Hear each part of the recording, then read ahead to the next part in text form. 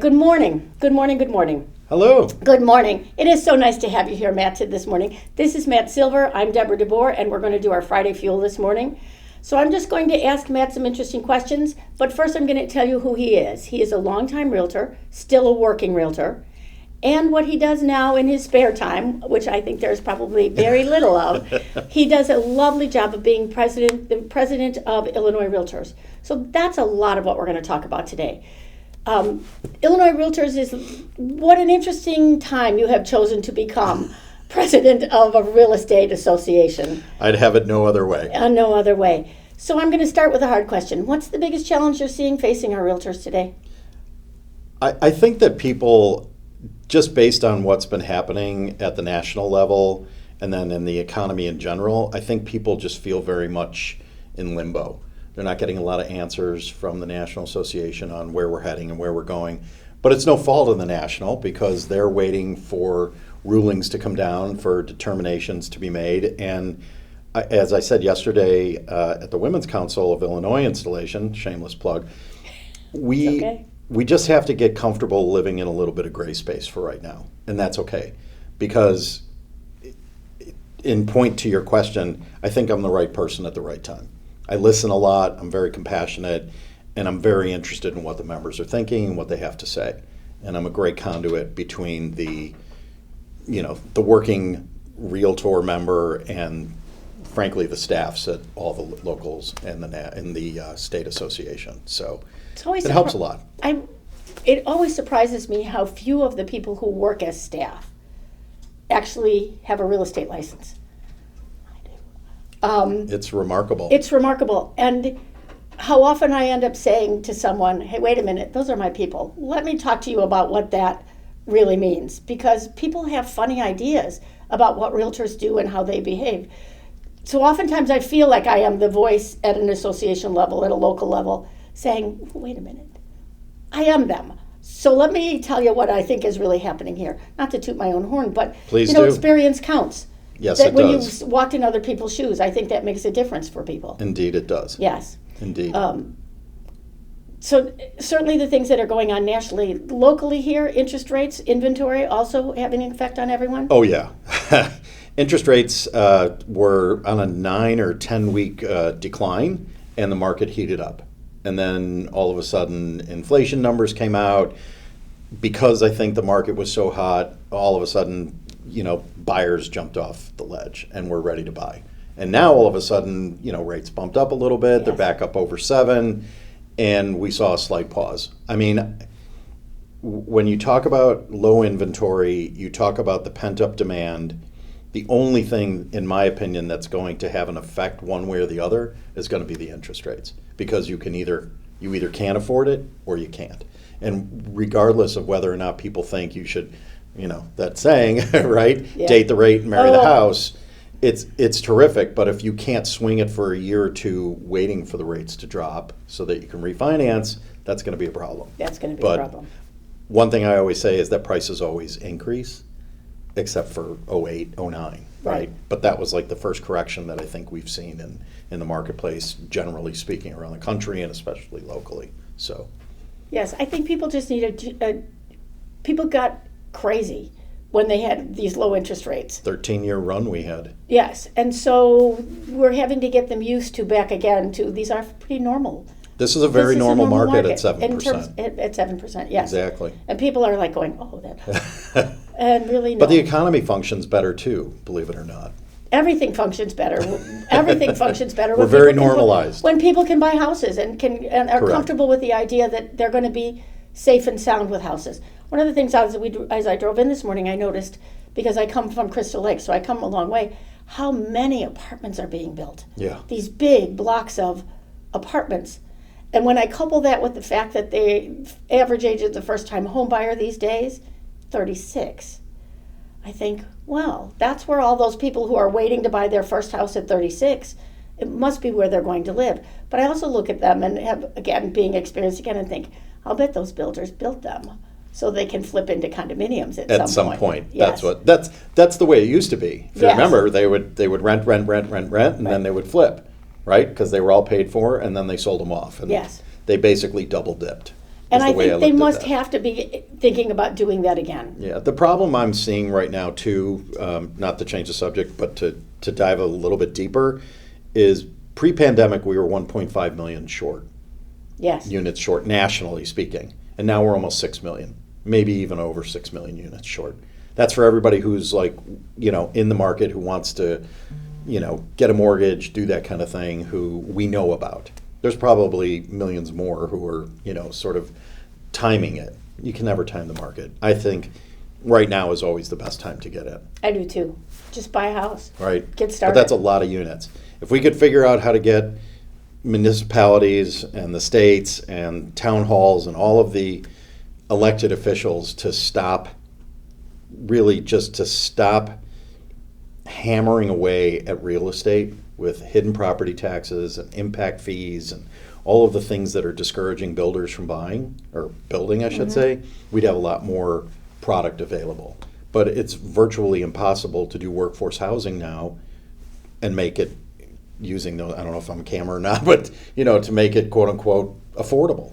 That's a great phrase that you taught me on Monday that I hadn't heard, workforce housing. Talk a little bit about what that means.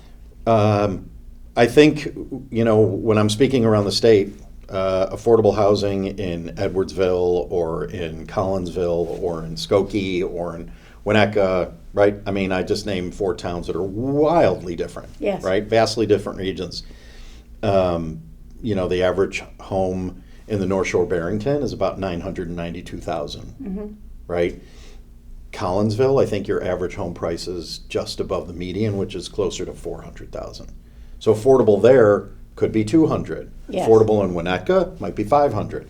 The numbers are very different, and so in my personal travails, and when I'm talking about it, what I'm thinking about are the teachers on a teacher salary, the cops, the firefighters, the people who are picking up our garbage, who are working at the public works for the towns. They need to be able to create generational wealth as well, and they need to be able to afford a home. And so that's kind of what I'm referring to with workforce housing. I love that idea of workforce housing rather than affordable housing. Affordable housing, I think, in many ways has a negative connotation. I agree.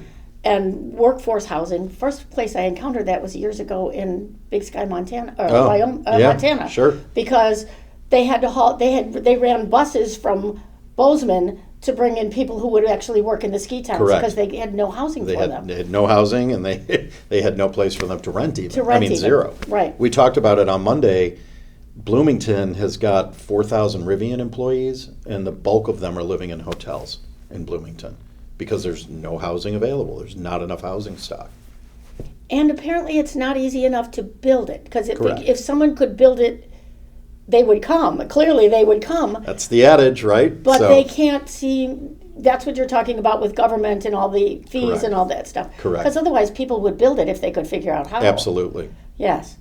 I think that's a big initiative. So Illinois Realtors is working on some of those programs? Yep. Jeff Baker, the CEO of Illinois Realtors, and the Powerhouse State Advocacy team down there, they put together a bill. It's workforce housing legislation, and they've submitted it, and it's just kind of working through the channels. So I'm very hopeful. We'll see how that goes. I am hopeful. That would be... Because that would be a huge thing. That would be a huge thing. The other thing I wanted to ask you about that you talked about on Monday, on Monday we had a designated managers meeting, and you were gracious enough to speak there. I was very honored to speak there. Thank you. You talked a little bit about the scholarships that were available and the... With REEF, the Real Estate Education Foundation. Can you talk a little bit about that? Yeah, absolutely. There's when I first started volunteering, I was on the GRI board of governors. I do remember GRI. Which was an amazing experience for me, and I think pretty much anybody who had served in those capacities. Jim Kinney, my managing broker at the time, said, you're about to step into a business that gives a lot to you, and you should be able to give back. And I've never forgotten those words, and I've always sort of lived by it, which is why I do so much volunteer work, candidly. And not just in real estate, but I'm also sitting on a couple of different boards, one with All Chicago, and the other one is with the Boys and Girls Club in Little Village. I want to be able to lend talent, lend a voice, bring awareness to, the disenfranchised and the discriminated against. a big thing for me. I know that doesn't cover the question, but I have a wormhole and I forgot what you The question is, talk to me a little bit about what the scholarships available are. Oh, the REAF scholarships. No, you did okay. You did fine. So right after my stint at the GRI board, I didn't really know what to do. And by the way, just let me tell you, because there'll be a lot of people who don't know what GRI is. oh, the It's Graduate Realtor Institute. Yes, which Right. when you and I started in real estate was a big deal. It was. And you still can get that designation, but it's morphed into a little bit different way to achieve it. It is. It used to be, it would take a year and a half to do because it was only offered twice a year. So it was the week after Thanksgiving, which was a dead week in business for everybody in real estate. And then it was the week after Super Bowl, which I actually, in conjunction with a lot of other people, we moved and had it up here, I want to say in Schaumburg. But attendance started dropping because unfortunately, I think a lot of people went, oh my God, I can't take this much time away from my family or my business or doing whatever just to get a designation. But I will tell you that those designations, that CRS, the GRI, the others that I hold, they have literally been the foundation because when times get tough and the markets go up and down, and we all know that that's very commonplace, that's my foundation. That is literally my bedrock, and I can dip back into everything that I learned back then. Those programs were incredible. Back to REAF. The Real Estate Education Foundation is probably the most selfless servant position you can hold at the state level, in my opinion. There are, I want to say, 22 total scholarships available.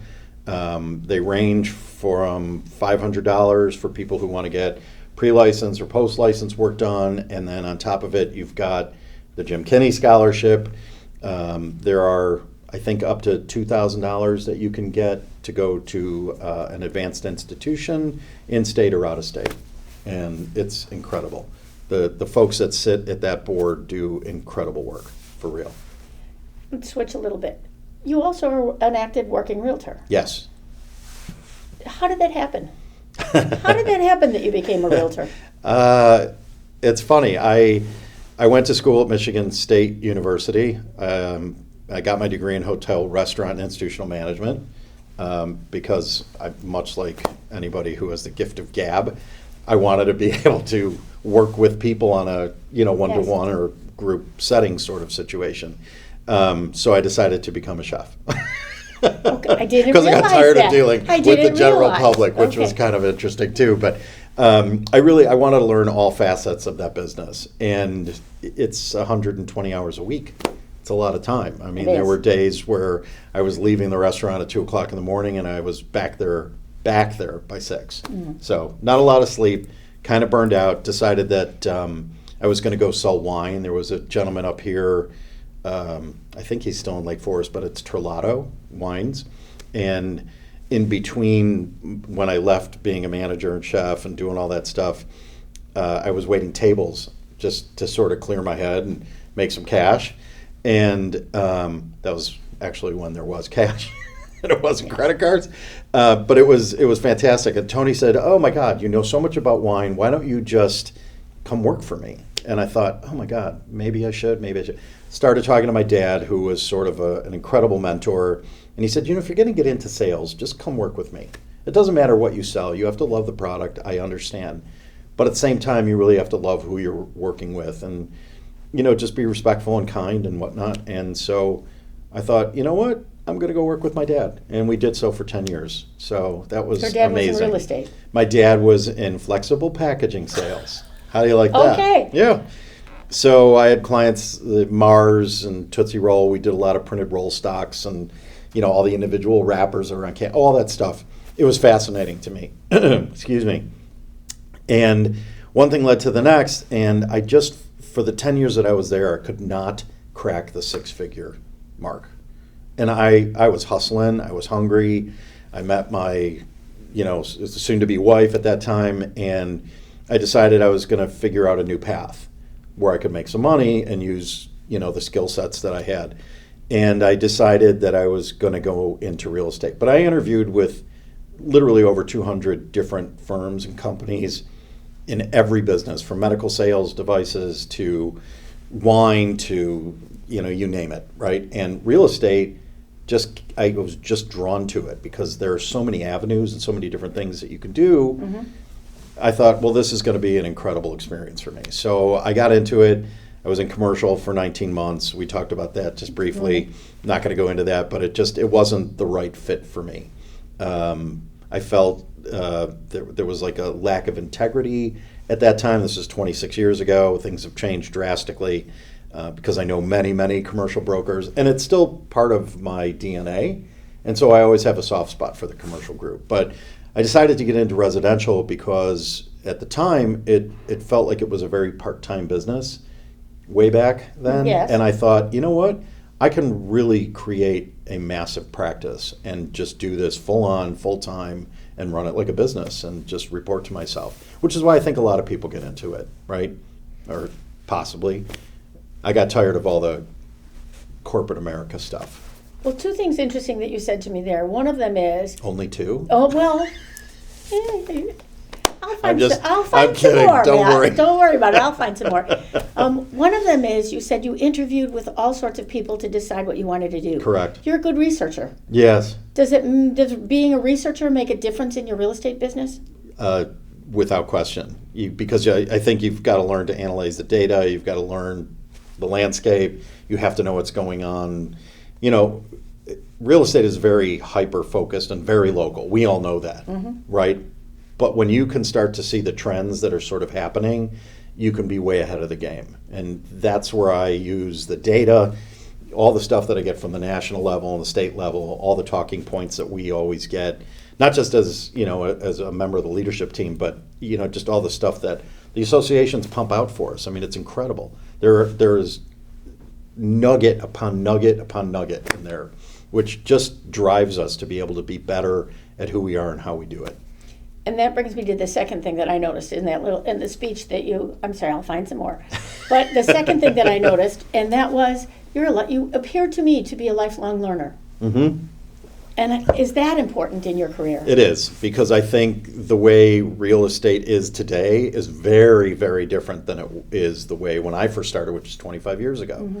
And I've noticed, we were talking about designations, most of the people that are getting in the business now, they could care less about the designations, which to me is a huge mistake, because those, as I said earlier, they just provide an incredible foundation.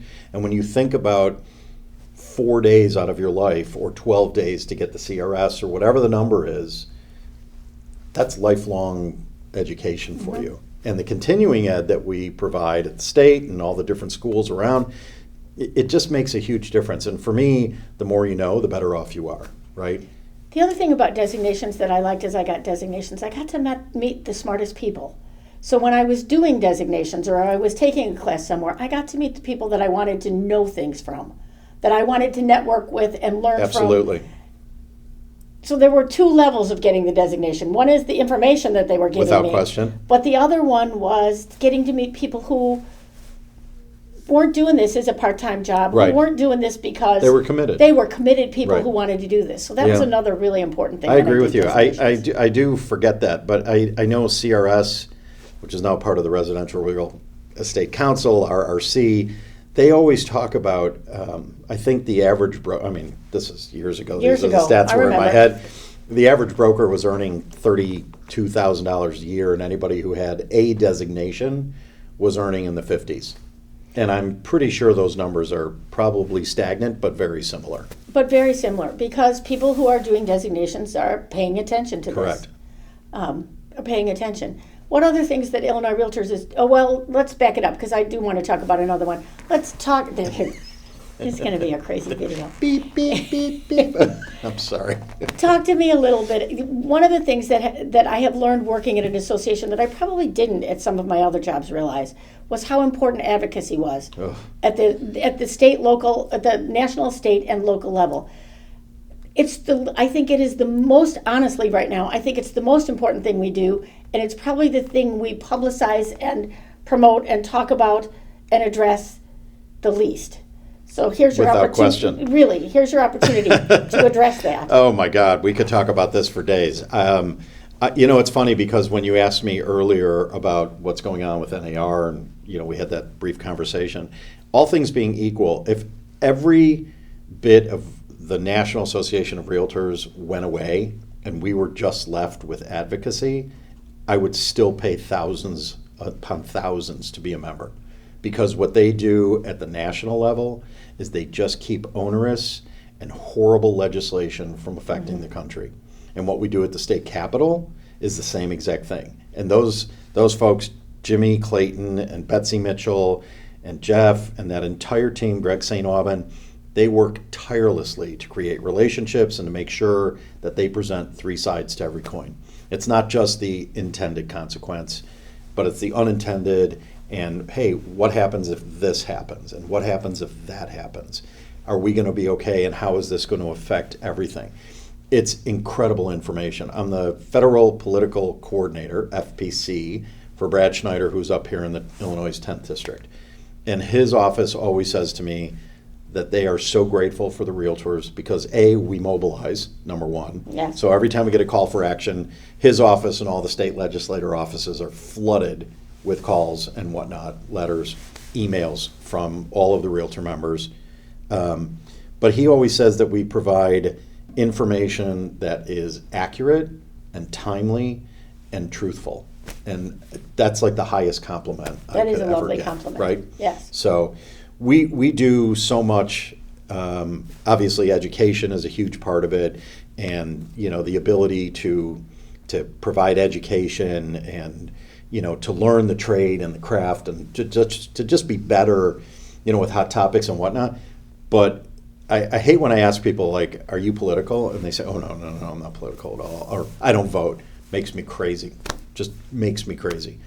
People died so you could vote, right? Well, and voting not only on the national level, because I'd say a lot of people vote on the national level, especially in the last Not as few many years, as we would like. we would like. But when you get down to the local level, Yeah, which is the most important level, right, frankly. exactly. So few people vote, and this is what's going to happen in your town. Pay attention here. Exactly. Yes. Exactly.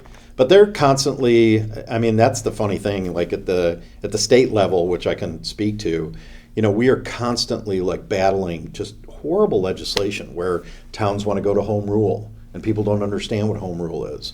We just had this whole Bring Chicago Home tax, which was just defeated in the courts, thankfully. Yes. Stop hiding what you're actually trying to do. I had lunch the other day with an alderman, and we were talking about it. And I said, how do you feel? And she said, it's funny because there are things the way they're presented at City Hall are very different than the way they are in the general public. And the language that they wrote was so horrendous and so confusing, which is why it was thrown out, frankly. Yes. And that happens constantly. You want to be able to go ahead and help anybody who's interested in the American dream, right? And that means owning land and a house or a tiny house or a boat or whatever it is that you want to put on there, Yes. right? You should be able to do that without having to worry that somebody's going to tax you up the ing-yang and make it just make it impossible. impossible to make changes to it. Certainly there are regulations that are required. We all know what the obvious are, but Yes. at the same time, just to be able to have that American dream at your fingertips is what we're all about. All right, we're almost at the end of our interview. What's the last? You could sit and do this all How day. did this go so fast? I'm That's telling crazy. you and I could sit and Okay. do this all day. What do you want everybody to know? What do you want everybody to know? If the next 100 people listen to this, what would you like them? What's the most important thing they should know about you, about Illinois Realtors, or about? I'll give you even life in general. I think what I want everybody to know is that, just speaking for myself, and I would assume for Illinois Realtors, is that we're in a very difficult period of time, right? Where it doesn't matter what direction you look at, it seems, there's an attack of some nature. There's a terrible bill, there's bad legislation, there's, bad actors, right? Mm-hmm. I just want people to know that as I'm sitting here as president in 2024, that I see them and that I hear them and that I'm going to fight for them. And I know Illinois Realtors I just got chills.